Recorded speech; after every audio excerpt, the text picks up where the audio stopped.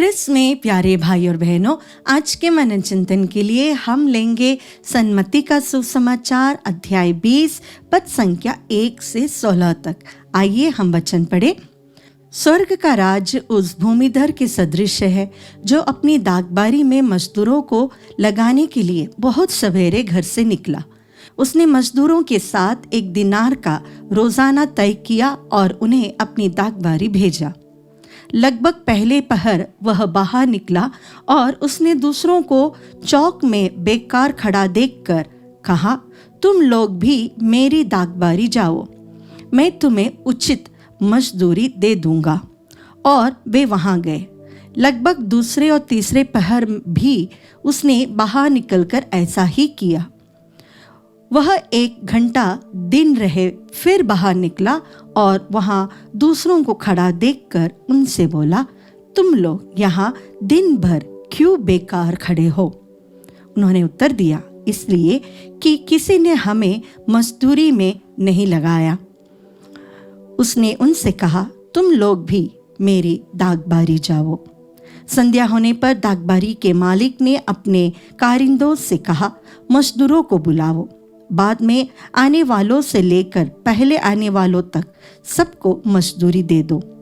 जब वे मजदूर आए जो 1 घंटा दिन रहे काम पर लगाए गए थे, तो उन्हें 1 दिनार मिला।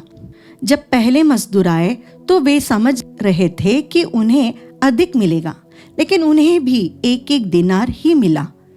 उसे पाकर वे यह कहते हुए भूमिधर के विरुद्ध बुनबुनाते थे, इन पिछले मजदूरों ने केवल घंटे भर काम किया, तब भी आपने इन्हें हमारे बराबर बना दिया, जो दिन भर कठोर परिश्रम करते और धूप सहते रहे।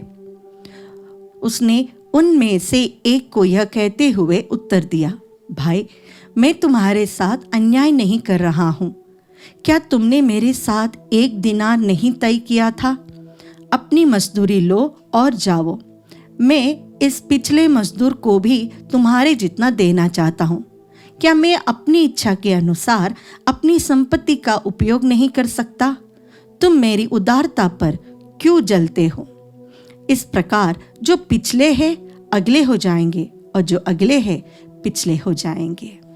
ख्रिस्त में प्यारे भाई और बहनों, यह जो मालिक है इसे हम हर जगह पाते हैं, और यह जो कारिंदे हैं जिन्होंने प्रश्न पूछा उन्हें हम अपने अंदर भी पाते हैं। जब हमें लगता है कि हमारे साथ पार्शालिटी हुई है तो हम उसके लिए खड़े हो जाते हैं। हमें लगता है कि हमारा एम्प्लॉयर, हमारा सुपीरियर, हमारे परिवार वाले गलत कर रहे हैं, किसी एक के पक्ष में ज़्यादा वे अनुकंपा दिखा रहे हैं या फेवरिज्म दिखा रहे हैं और हमें ध्यान नहीं दे रहे हैं।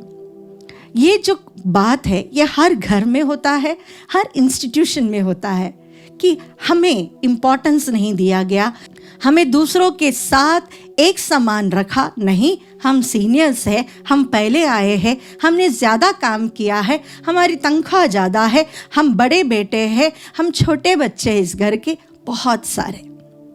लेकिन यहाँ पर प्रभु हमसे एक बात कहते हैं। उन्होंने कहा कि ये पूर्ण रूप से मेरी इच्छा है कि किसको मैं क्या दूं। अगर मैं चाहता हूँ कि मेरी इच्छा के अनुसार मैं किसी को कुछ दूं, तो उस पर प्रश्न पूछने के लिए आप कौन है या मैं कौन हूँ? प्यारे भाई और बहनों, जब हम दूसरों पर प्रश्न उठाते हैं कि उनको इतना फेवरिज्म क्यों करते हो, ये तो पार्शालिटी है, हम कभी भी वो दान देने वाले या उस मालिक के मन को नहीं समझ पाते हैं। उन्होंने हमें एक समान देखा है। हमारा ईश्वर भी इसी समान हमारे साथ व्यवहार करने लगे और प्रश्न पूछने लगे, तुमने ज़्यादा नहीं किया, उसने ज़्यादा किया, तो मैं उसे कुछ ज़्यादा दूंगा। ऐसा हो तो इस धरती पर ऐसा कोई भी व्यक्ति योग्य नहीं होगा ईश्वर की कृपा या ईश्वर की अनुकंपा पाने के लिए।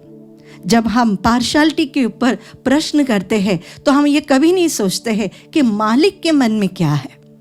अगर वो व्यक्ति, वो मालिक अच्छे मन से अपनी अनुकंपा में, अपने स्वभाव के अनुसार, उदारता के अनुसार किसी को कुछ दे रहा है, वो उसी का है, तो फिर हम कौन है उसमें प्रश्न पूछने के लिए?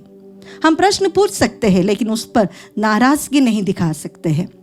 हम मनुष्य हैं, हमारे अंदर क्वेश्चंस ज़रूर आएंगे, लेकिन उसके ऊपर रिएक्ट करना हमारा अधिकार नहीं है, क्योंकि वह उस मालिक का अधिकार है कि वो जो चाहे वो कर सकता है।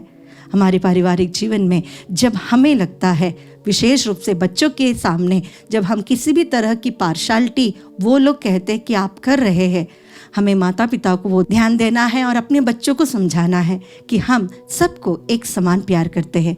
आइए इस नित्य आराधना में हम प्रार्थना करें प्रभु से कि प्रभु यह उद्धार था, ये जेनरोसिटी ऑफ हार्ट हमें भी प्रदान करें ताकि हम सबको एक समान देख सके।